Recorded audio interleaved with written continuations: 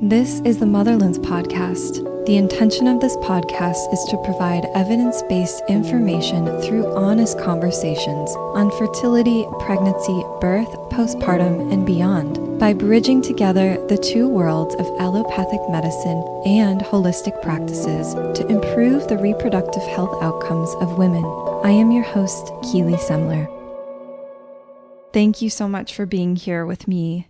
I started Motherlands with the simple intention to share tools and resources with my clients from people I know and trust as it relates to pregnancy and birth. And now I'm realizing that it is turning into so much more than that.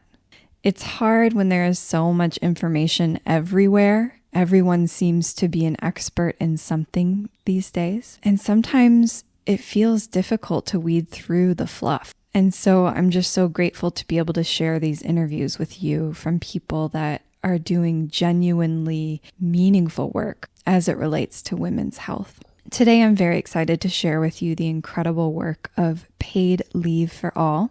I was able to sit down with the founding director, Dawn Huckelbridge, and we talked about the recent campaign they took part in called We're Closed for Paid Leave, which basically was a campaign that encouraged businesses to close for the day in order to show their support in passing legislation for paid leave. Now, I know that most listeners of the Motherlands podcast are mothers or mothers-to-be or one day hoping to be a mother, or perhaps you know a mother that you're trying to support.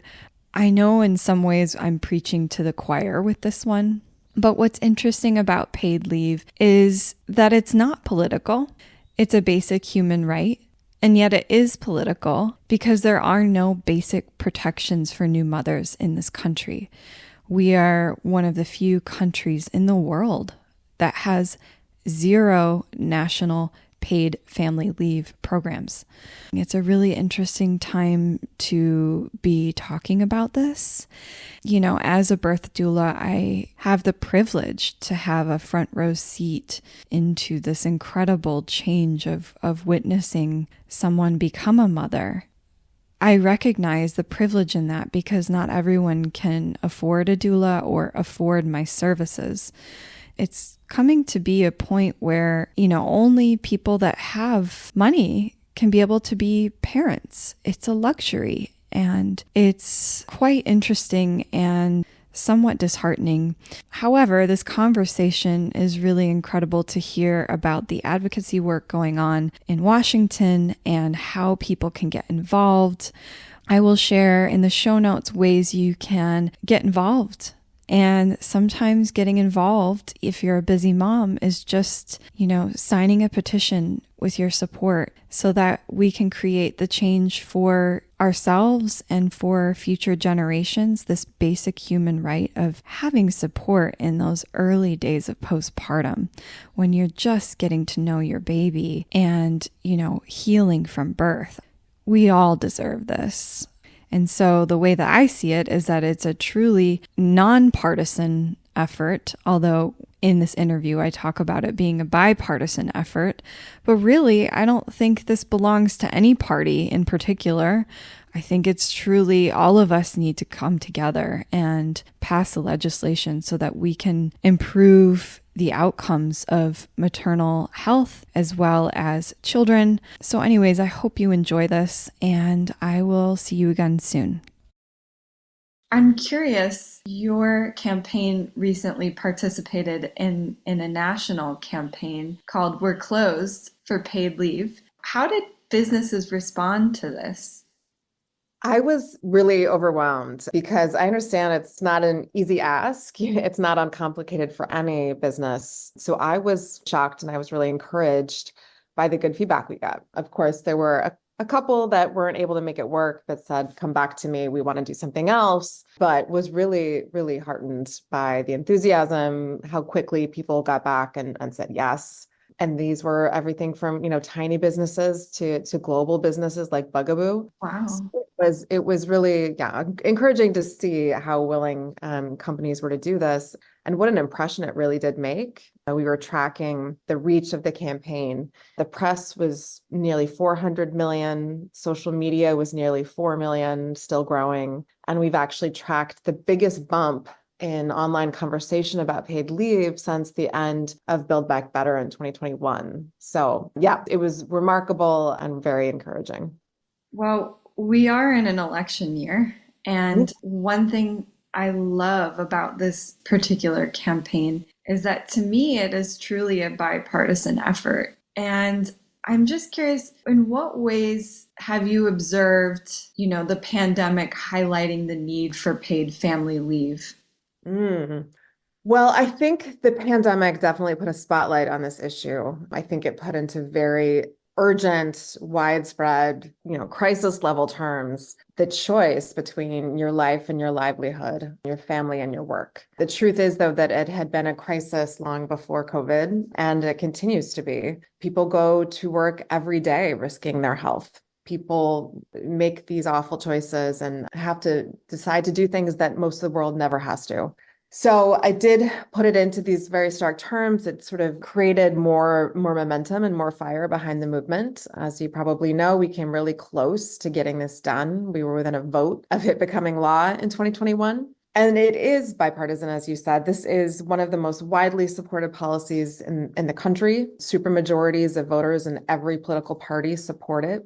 It is a policy that helps workers and businesses alike. A federal program would be a support to employers. It's a public health tool. It's an economic tool. It's a tool for gender and racial equity. We always say it is a win-win, and there's really no good reason why we haven't implemented it yet. So my hope is that it's just around the corner. Yeah, it's interesting. I would say people that listen to this podcast, are new mothers. So in some ways we're just preaching to the choir here. It's just so ironic that we're, considered such a progressive country, and something that's such a basic human right isn't something for everyone. And being that I attend births and I support new families, we're kind of at an interesting point in history where having or starting a family is now kind of reserved for only people that have a lot of money. Right, right. And it's really kind of scary. And for me, to talk about paid family leave, I feel like we also have to talk about access to childcare. Does your campaign, or do you ever, talk about childcare as it relates to paid family leave? So our campaign specifically is just paid leave all the time. We have a really specific mission, but we work in coalition with many other related issues of care, like childcare, like aging and disability care. They're clearly all related, and it's across the lifespan. We need all of these things to be healthy, whole people and families and workers. So no, I don't specifically work on childcare, but do support it. We are in coalition with these groups. And I think what you said is interesting, that the ability to support a family has become such a luxury, where it's not that case in the rest of the world. We've seen the birth rate decline. We've also seen the maternal mortality rate, particularly for Black women in this country, more than double over the last 20 years. We have this ongoing conversation about postpartum depression and maternal health outcomes, and not putting the pieces together that it's because we are lacking these basic policies. We talk about family values and we make a lot of noise around Mother's Day, but we're not doing any of the common sense things that value women's work or value women's lives. We do talk about being progressive. When it comes to mothers, we are not. Yeah, what a sobering reality. I think something I observe in my own practice is, I support these families. They have their birth, they meet their baby.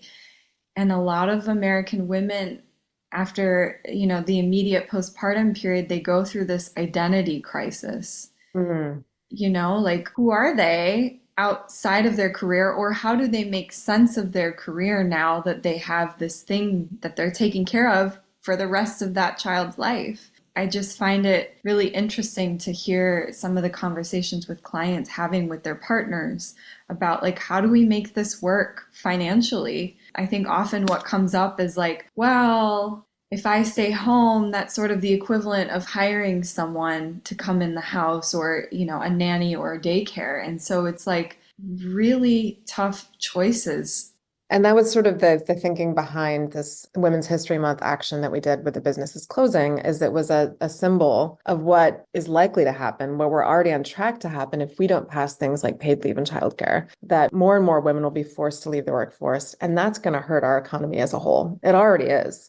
But I was thinking about what you said about sort of the transition into motherhood and in the United States. And I certainly found it so much. I was worried about it already, but going through it, it was so much harder than I'd ever anticipated or thought of. I talk a lot about this with friends and colleagues, that sort of the moment after you have the baby, it's like you feel your value drop.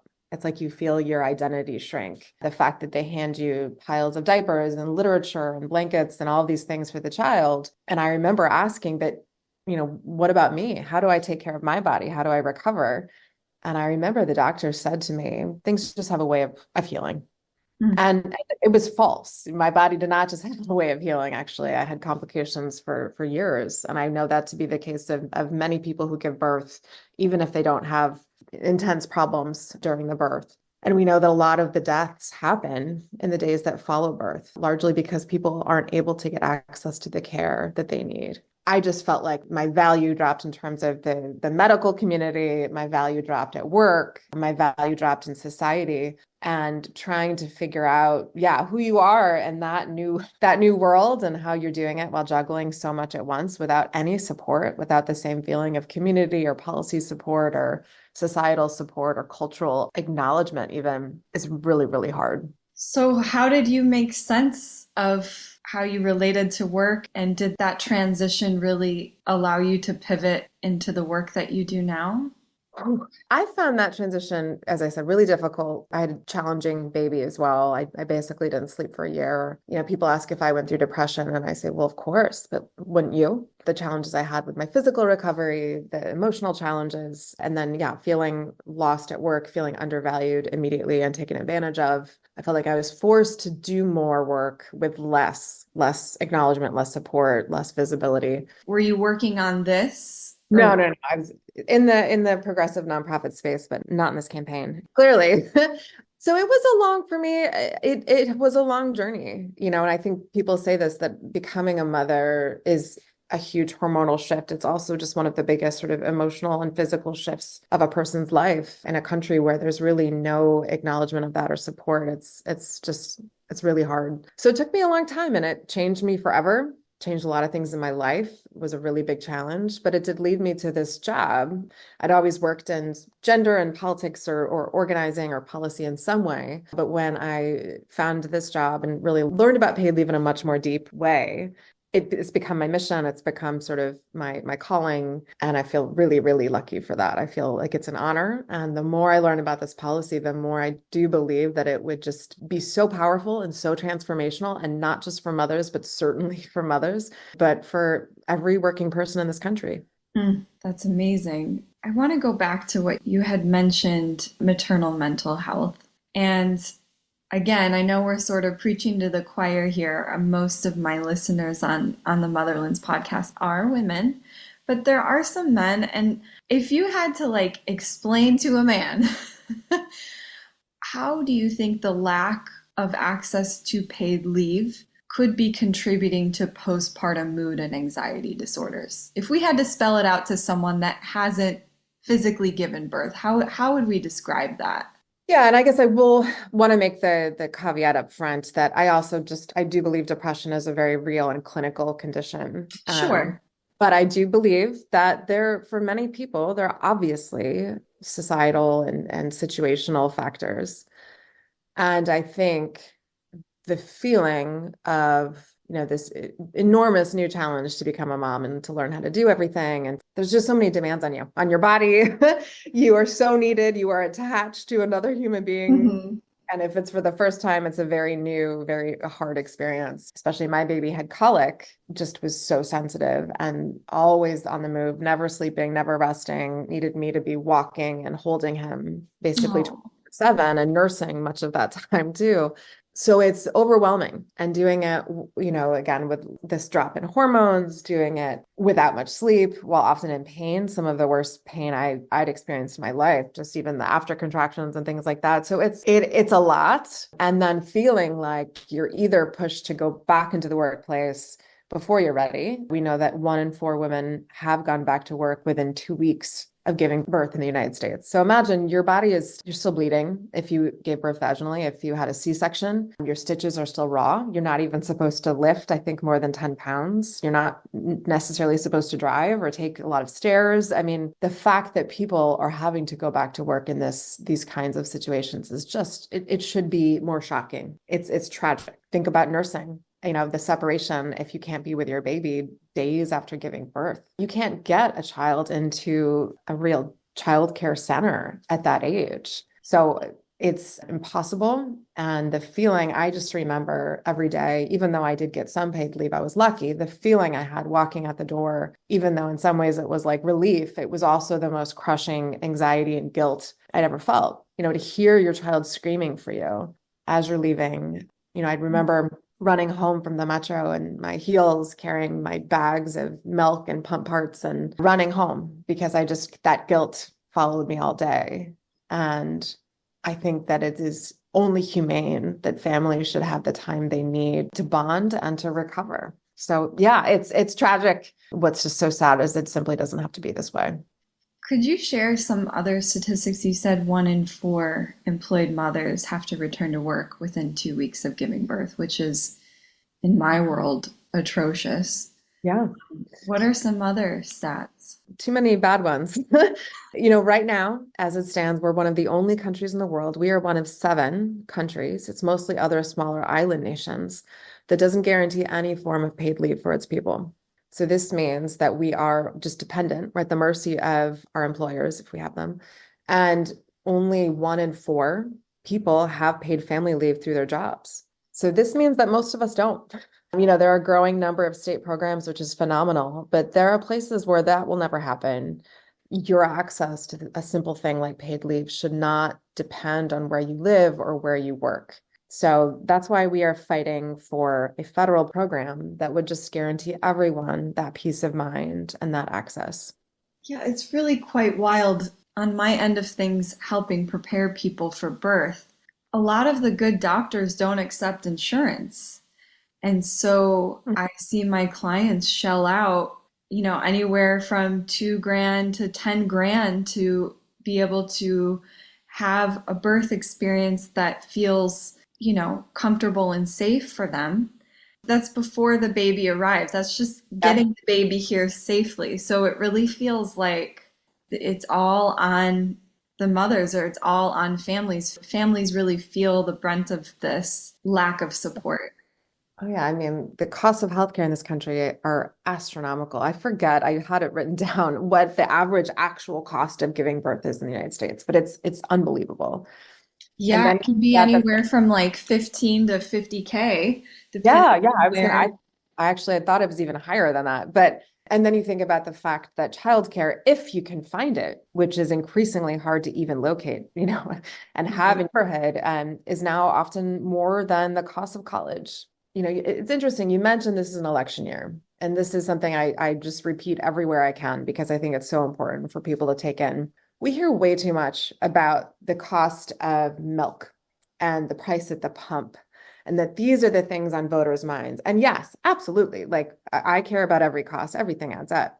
But I always want to tell pollsters and political consultants and reporters that think about the cost of care. I mean, if you actually want to know what is the biggest source of financial and emotional stress for families, it's the cost of having a child.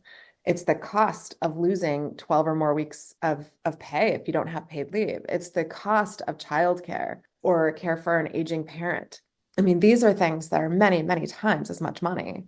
So I think that has a lot to do with who's controlling those spaces, the political conversations and the sort of the campaign consultant classes. And it's very gendered, very much more tilted towards different kinds of voters, different kinds of candidates and electeds. So I think that this is unsustainable. Anyone who is running for office should bear in mind that these are problems that need to be solved.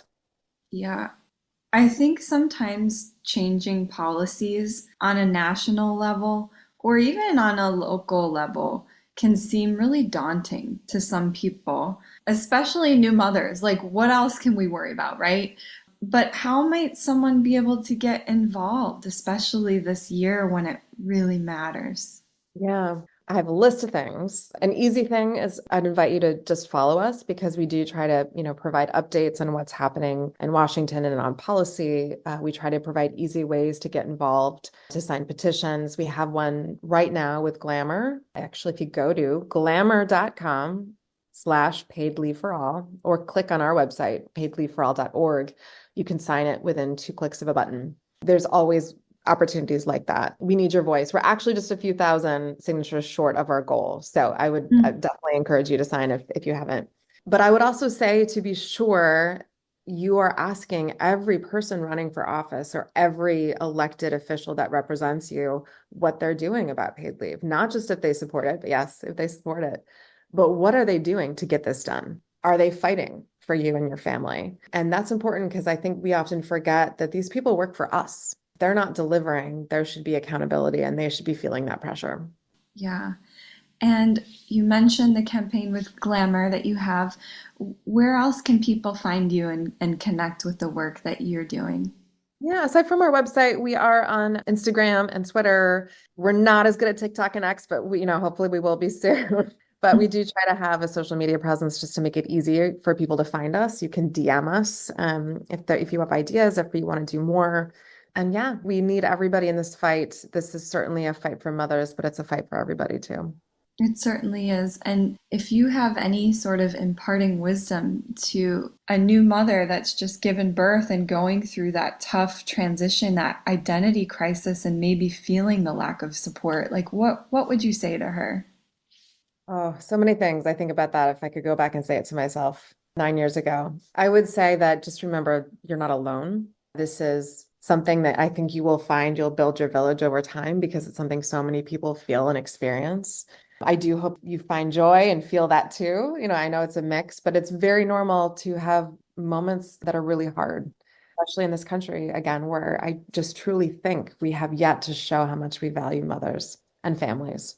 So do whatever you can to take care of yourself. Of course, you're taking care of your child, but take care of yourself and allow your family and your village and your loved ones to do the same. And, be sure to ask for what you need and let yourself rest, sleep whenever you can.